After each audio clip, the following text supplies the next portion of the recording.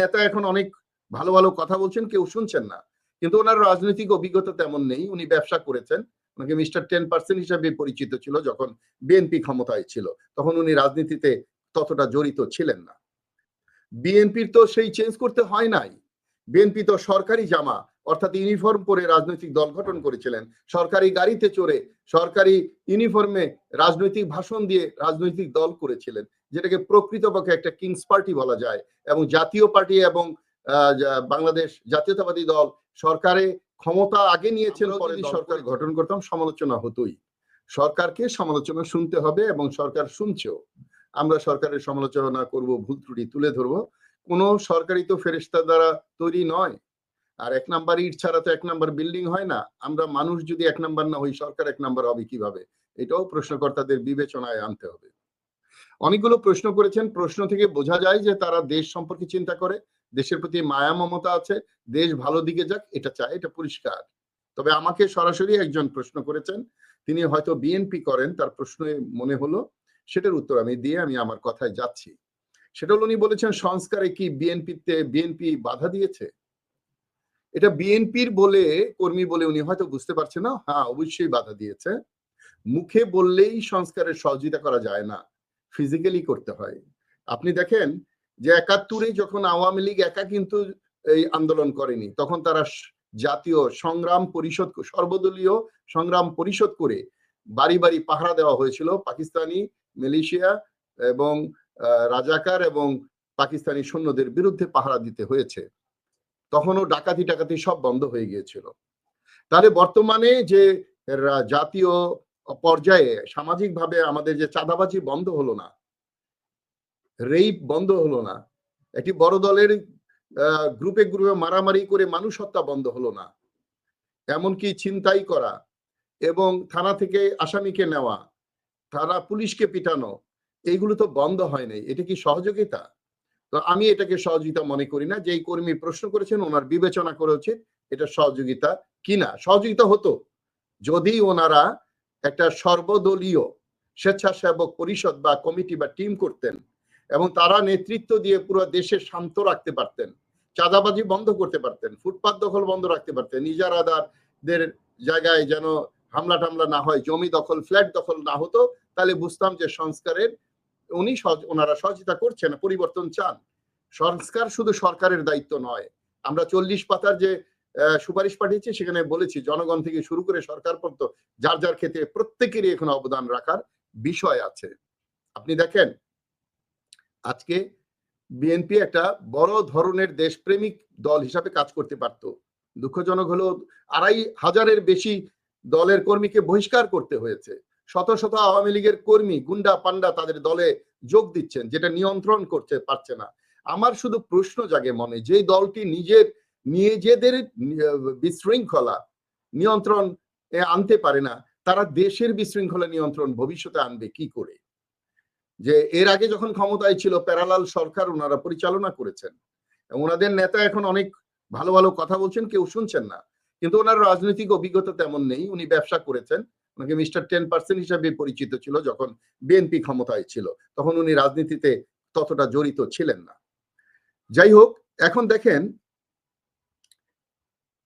মনির ভাই বলেছেন জামা চেঞ্জ করে গাড়ি চেঞ্জ করছে ছাত্র নেতারা।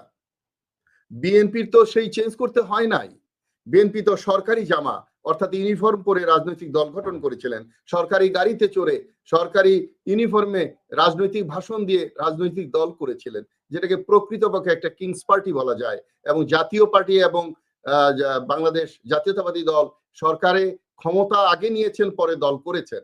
আজকে আমাদের যে সংস্কার পার্টি, এটা আমরা ৭ জানুয়ারি ইলেকশনের আগেই তৈরি ছিলাম, শুধুমাত্র কিংস পার্টি বলবে বলে আমরা ৭ তারিখে নির্বাচন হয়েছে এবং নির্বাচনের পরে সর্বপ্রথম দল বোধহয় সম্ভবত সংস্কার পার্টি ২০ জানুয়ারি করেছে। আমরা ১ বছর পূর্তি আমাদের হয়েছে। আমরা যেন তেন ভাবে কোনো নির্বাচন, যেন তেন ভাবে এমপি মন্ত্রী হওয়ার কোনো খায়েশ আমাদের নাই। আমরা দেশের জন্য রাজনীতি করি, শেষ দিন পর্যন্ত করে যাব। এখন দেখেন যেই দোষে যে দুষ্ট, সেইটা কি উপদেশ দেওয়া যায়? আমরা বলতে পারি ছাত্রদেরকে, আমি নিজে ব্যক্তিগতভাবে পছন্দ করি না ছাত্ররা এইভাবে রাজনৈতিক দল করুক। আমি এইভাবে পছন্দ করি না ছাত্ররা জেলায় জেলায় গিয়ে সরকারি খরচে বা অন্য কারো অনুদান নিয়ে সাহায্য নিয়ে এইভাবে গিয়ে রাজনীতি করুক, পাজেরো চালাক এবং বক্তৃতা দিক, এটা আমি চাই না। কিন্তু যারা এই দোষে দুষ্ট তারা নিষেধ করে কিভাবে? তারাও তো একই কাজ করেছে। ওই যে হযরত মুহাম্মদ সাল্লাল্লাহু আলাইহি ওয়াসাল্লামের কাছে এক ছেলে মিষ্টি খায়, তাকে নিয়ে গেছিল, ৭ দিন সময় নিয়েছিল ওনার নিজের অভ্যাস পরিবর্তন করার জন্য। তারপরে অভ্যাস পরিবর্তন করে তাকে বলছে, বাবা তুমি মিষ্টি খেও না। আমি বিএনপি কে বলবো যে ছাত্ররা যে রাজনৈতিক দল গঠন করতে চাচ্ছে, এতে বিএনপি বলেছে তাদের কোনো আপত্তি নাই, জনগণ তা গ্রহণ করবে না। ওনাদের কথা কিন্তু বলে নাই, কারণ ওনারা এটা বলার অধিকার রাখে না যেভাবে দল করো না, কারণ তারা এর চেয়ে মারাত্মক ভাবে দল তৈরি করেছে। সরকারি কোষাধ্যক্ষ টাকা, সরকারি বিমান দিয়ে লিফলেট ছড়ানো, জিয়াউর রহমানের লিফলেট দল করার সময় এয়ারফোর্সের বিমান থেকে ছড়ানো হতো, এগুলো সবাই জানে। কিন্তু দুঃখজনক হলেও সত্য যে আমার কাছে সবচেয়ে দুঃখ লাগে যে প্রত্যেকটা দল জনগণকে বোকা ভাবে, যে এরা বোধহয় আমাদের চালাকি বুঝবে না। তাহলে বিএনপি যেভাবে দল করেছে ওইভাবে দল আর বাংলাদেশে কখনো হবে না। জাতীয় পার্টি যেভাবে দল করেছে সেভাবে কখনো আর হবে না, কারণ ইউনূস তো ক্ষমতায় যায় নাই, যাওয়ার ইচ্ছা পোষণও করেন নাই। ওনারা গেলে বলতাম আমরা তৃতীয় আরেকটা পার্টি ক্ষমতায় গিয়ে দল করেছে।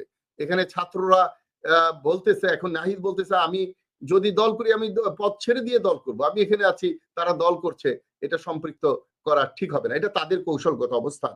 কিন্তু আমি বলবো জনগণ তো বোকা নয়, জনগণ জানে যে এই ছাত্রছাত্রীরা কিভাবে রাজনীতি করছে, কিভাবে দল করছে, তাদের এই সিদ্ধান্ত সঠিক হয়েছে কিনা ভবিষ্যতে সেটা প্রমাণ হবে।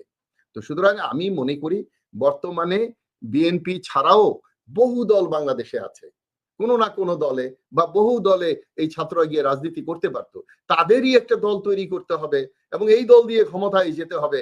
এটা তো সঠিক উদ্দেশ্য হতে পারে না। যেই ছাত্ররা একটা সঠিক সরকার গঠন করতে পারেনি, তারা রাজনীতি করবে কি? তারা মন্ত্রী মিনিস্টার হয়ে কি করবে? তারা তো, যেই ছাত্ররা আন্দোলন করলো যেই সংবিধানের বিরুদ্ধে, সেই সংবিধান নড়াতে পারলো না, সেই রাষ্ট্রপতি সরাতে পারলো না, বিএনপির নির্দেশে সব হলো। তাহলে বিএনপিকেই মেনে নিতে হবে সব, যে বিএনপি করুক, এই দেশে পরিবর্তন হবে না। আওয়ামী লীগ যাহা করেছে বিএনপি তাহা করবে, আমরা সমর্থন দিব, ভোট দিব, জনগণ তা করবে না। আমি বিশ্বাস করি যত সংস্কারই হোক না কেন, যদি জনগণ সঠিক সময়ে সঠিক ভোট না দেয় তাহলে সংস্কারের কোনো মূল্য নাই। যত সংস্কারই হোক না কেন, বিএনপি এসে ক্ষমতায় সংস্কার করবে এই কথা জনগণ বিশ্বাস করে না। তাহলে জনগণ দেখতো আজকে বিএনপির নেতৃত্বে কোনো চাঁদাবাজি হচ্ছে না, বিএনপির নেতৃত্বে কোনো গড় দখল, বাড়ি দখল, চর দখল হচ্ছে না, খুনাখুনি হচ্ছে না, নিজের মনে মারামারি হচ্ছে না। এইটা যদি দেখতে পারতো তাহলে বিশ্বাস করত। এই বিএনপির কথা, আওয়ামী লীগের কথা যেমন বিশ্বাস করেনি মানুষ, বিএনপির কথাও বিশ্বাস, বিএনপি এত সুযোগ পাওয়ার পরে সেই বিশ্বাস অর্জন করতে পারেনি। ওনারা বলছেন এটা সময় বেঁধে দেওয়ার জন্য, ওনারা 3 মাস বেঁধে দিয়েছিলেন, তারপর সেখান থেকে সরে এসেছেন যৌক্তিক সময়। সরকার তো বলেছে 1 বছর অথবা এই খুব বেশি হলে 6 মাস বাড়বে, 1.5 বছর কি সহ্য হবে না? আগামী 4 বছর তো অপেক্ষা করতে হতো আপনাদের। তো সুতরাং এইগুলো মানুষ বোঝে। আমি শুধু শেষে একটি কথাই বলবো, জনগণ, বাংলাদেশের মানুষ, বাংলাদেশের মালিক, বাংলাদেশের ভোটাররা যদি আগামীতে মুখ দেখে, চেহারা দেখে, চরিত্র দেখে, ব্যক্তি দেখে ভোট না দেয়, তাহলে আবার আমরা অন্ধকারে নিমজ্জিত হব।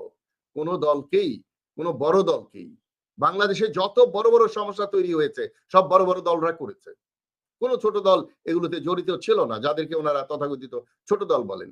এবং যত ভালো কাজ হয়েছে তা ছাত্র এবং জনতার মাধ্যমে হয়েছে।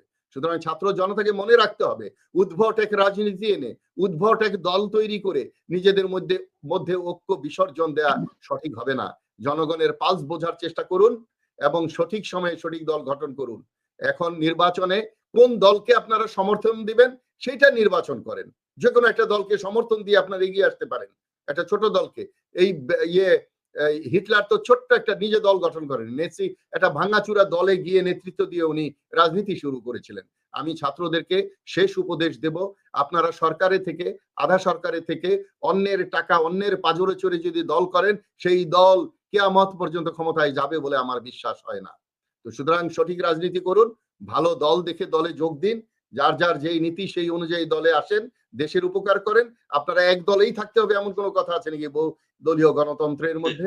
আপনারা আপনাদের দল করুন, নিজেরা জাতিকে ধ্বংস করবেন না, নিজেদের পরিশ্রমকে ধ্বংস করবেন না, শহীদের রক্তকে অপমান করবেন না, এবং আহত যারা বেঁচে আছে, যারা ডেপ্রাইভ পরিবার আছে, যারা বিসর্জন দিয়েছে, তাদেরকে অপমান করবেন না। আসুন সঠিক রাজনীতি করুন, সঠিক নিয়মে, যে কোনো বিভিন্ন দলে মিশে গিয়ে রাজনীতি করুন। নিজেরা দল করলে ওই সামান্য টাকা দিয়ে গরিবী হালে দল করেন, সরকারি টাকা বা কারো কাছ থেকে ধার নিয়ে দল করলে সেই দলের নীতি সঠিকভাবে থাকবে না, সঠিক পথে আপনারা চলতে পারবেন না।